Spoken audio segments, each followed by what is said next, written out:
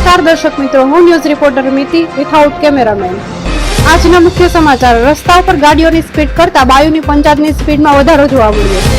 રાનુ મંડલનો નાનો ભાઈ બીડીનું બંડલ વેચતા ઝડપાયો. ટીનાબેનની ટેણકીને 95% આવ્યા છતાં નથી દેખાતી ખુશ. લોકોને તેના ખુશ થવાની રાહ.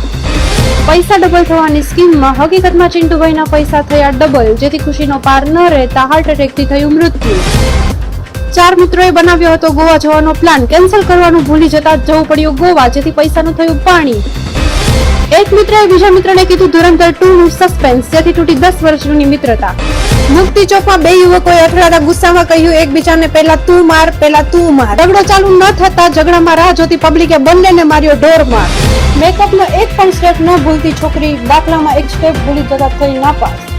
નોકરી પૂરી થતા ઘરે પાછા આવતા મિત્રોમાં ચિંટુ. પિન્ટુને ઘરે મૂકવા ગયો, પિન્ટુ ફરી પાછો ચિંટુને ઘરે મૂકવા ગયો. આ સિલસિલો સતત 3 દિવસથી ચાલુ છે. ક્યારે પતે તેની રાહ.